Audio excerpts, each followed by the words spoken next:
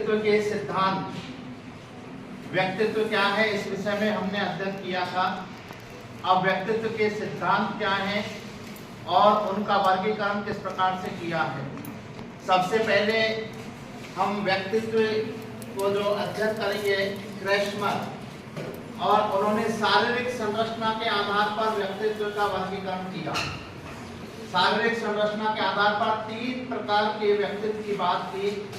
पिकनिकी संरचना का तात्पर्य आप सब समझते हैं, संरचना कैसा ढांचा बना है। पिकनिकी से तात्पर्य है जो मोटे व्यक्ति हैं, नाटे हैं और शरीर से जिसका कद छोटा है। दूसरा है एथलेटिक। एथलेटिक वो होते हैं जिनका शरीर की संरचना मध्यकाय की होती है, जिनका शरीर सुगठित होता है और सुडौल शरीर होता है।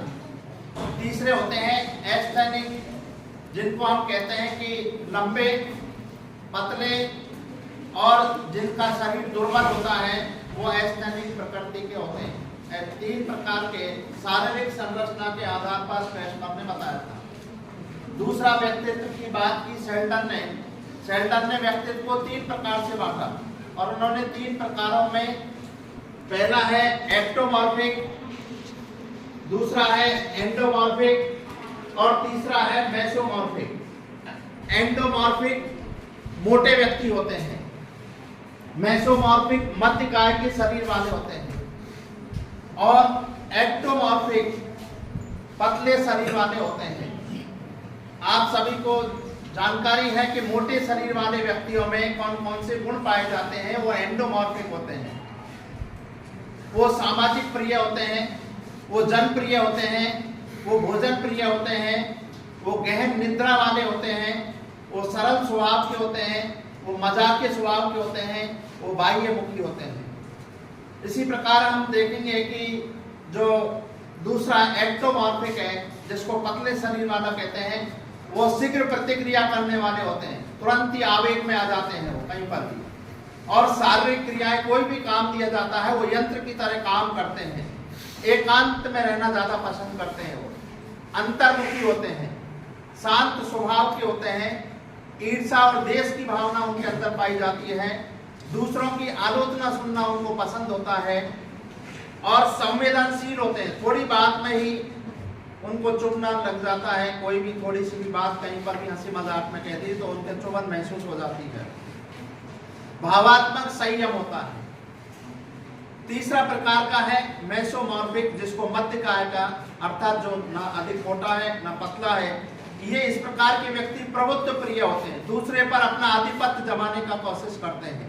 ये कठोर हृदय के होते हैं और निडर होते हैं, साहसी होते हैं, लक्ष्य के प्रति हमेशा समर्पित होते हैं और स्वांगी होते हैं, मतलब एक तरीके से प्रदर्शन करते हैं अपने कार्यों को, ढोंगी होते हैं एक तरीके से, जिसको ये कहा जाता है। हंसमुख होते हैं, कभी कभी ये आक्रमणशील भी हो जाते हैं, और व्यायाम प्रिय होते हैं, भोजन प्रिय होते हैं। ये 3 प्रकार के एंडोमॉर्फिक, एक्टोमॉर्फिक और मेसोमॉर्फिक।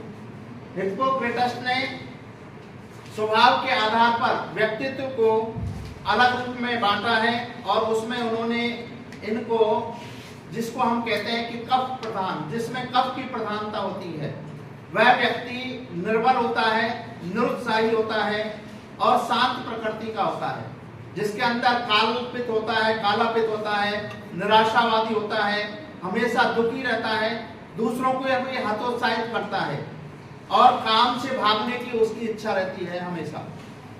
एक होता है पीला पित्त वाला व्यक्ति, जिसको हम कहते हैं क्रोधी स्वभाव का होता है, वो आक्रमणकारी होता है, चिड़चिड़ा होता है, हमेशा डरने की उसे सूझती है। और चौथा है रक्त प्रधान, जिसको कहते हैं आशावान व्यक्ति होता है, वो हर चीज में अपना उत्साह दिखाता है और प्रसन्नचित रहता है, और जो कार्य है उनको शीघ्रता के साथ करता है। इसके बाद कार्ल जी युंग ने ये 3 प्रकार से बांटा, अंतर्मुखी, बाह्यमुखी और उभयमुखी। अंतर्मुखी व्यक्ति वह होता है जो कम से कम बोलता है, बाह्यमुखी व्यक्ति वो होता है जो अधिक से अधिक बोलता है, उभयमुखी व्यक्ति वो होता है जो ना अधिक बोलता है ना कम बोलता है।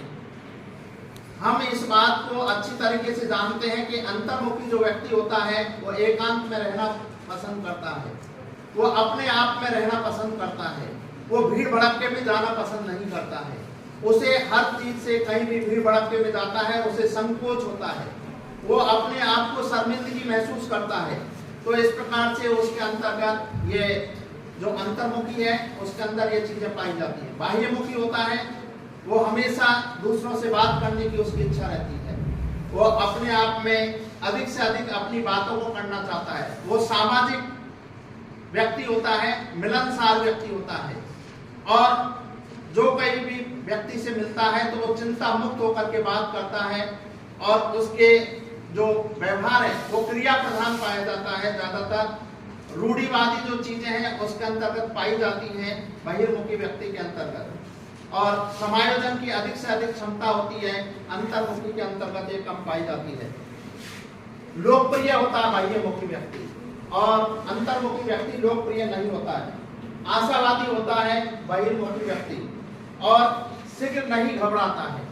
तो इस प्रकार से अंतर्मुखी बाह्यमुखी ये चीजें आपने सुनी है, दोनों को जब मिला देते हैं तो वो उभयमुखी बन जाता है।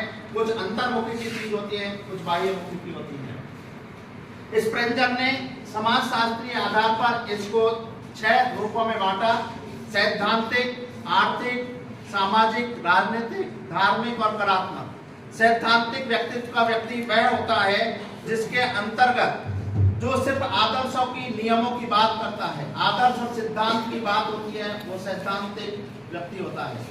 दूसरा होता है आर्थिक व्यक्ति, हमेशा पैसे की चीज को देखता है, धन को देखता है, कि हर बात पर धन पर जोर देता है। सामाजिक व्यक्ति होता है, समाज सेवा, समाज से संबंधित कार्यों पर ध्यान देता है। राजनीतिक व्यक्ति होता है, हमेशा राजनीति की बात ही करता है, सदैव राजनीतिक चीजों को ही जो है वो अधिकतर विशेष रूप से ध्यान दिया जाता है उसके द्वारा, और बाकी की चीजों पर इतना ध्यान नहीं दिया जाता है। धार्मिक व्यक्ति होता है, हमेशा पूजा पाठ, धार्मिक क्रियाकलाप, उनके ही विचारों को व्यक्त करता है। और कलात्मक व्यक्ति, जिसको हम कहते हैं सौंदर्यात्मक कार्य करता है, जो सांस्कृतिक से संबंधित होते हैं, पेंटिंग करना, नृत्य करना, कलात्मक जो चीजें होती हैं उनसे रिलेटेड होता है। और कोर्ट ने शील गुण के आधार पर बताया, शील गुण उसको कहते हैं कि हर व्यक्ति के अंदर कुछ न कुछ गुण पाए जाते हैं। और व्यक्तित्व की परिभाषा में आपको बताया था, व्यक्तित्व क्या है, व्यक्ति के गुणों को ही व्यक्तित्व कहते हैं। उनके अंदर शील गुण होते हैं, शील गुण कहते हैं जो विशिष्ट गुण पाए जाते हैं, उन विशिष्ट गुणों को शील गुणों के नाम से जाना गया। जैसे 3 प्रकार के हैं: प्रमुख शील गुण, केंद्रीय शील गुण और गौण शील गुण। प्रमुख शील गुण होता है जिसके अंदर प्रमुखता से पाया जाता है, जैसे गांधी जी के अंदर अहिंसा और शांति प्रमुख शील गुण के अंदर था। दूसरे नंबर पर केंद्रीय शील गुण होता है, जिसको हम कहते हैं केंद्र में चलता है ज्यादातर, जैसे सामाजिकता है, आत्मविश्वास है, ये गांधी जी के अंदर केंद्रीय शील गुण के रूप में थे। और गौण शील गुण का मतलब है कि गांधी जी ने कभी भी अपनी वेशभूषा पर ध्यान नहीं दिया, गांधी जी ने कभी अपने रहन सहन की उन चीजों पर उतना ध्यान नहीं दिया, तो उनके लिए वेशभूषा, खाने की चीजें, ये इतने उनके लिए महत्वपूर्ण नहीं थी, ये गौण थी। तो इस प्रकार से ये 3 शील गुणों को अल्पोर्ट ने बताया। सिगमंड फ्राइड ने मनोविश्लेषण आधार पर इसको 3 प्रकारों में बांटा: ईड, ईगो और सुपर ईगो। ईड कहते हैं जिसमें सुखवादी प्रवृत्तियां पाई जाती है, राक्षसों में जो गुण पाए जाते हैं वो ईड के अंदर पाए जाते हैं। और ईगो के अंदर जो मानव में गुण होने चाहिए वो ईगो वाले व्यक्ति के अंदर पाए जाते हैं। और तीसरा होता है जो है आपका सुपर ईगो, जिसमें देवताओं के गुण पाए जाते हैं, वो सुपर ईगो वाला व्यक्ति होता है। कैटल ने कारक विश्लेषण के आधार पर 16 गुणों की वर्णन किया है, 16 गुणों को उन्होंने बताया है, और 16 गुणों का विवेचन विस्तार से किया है।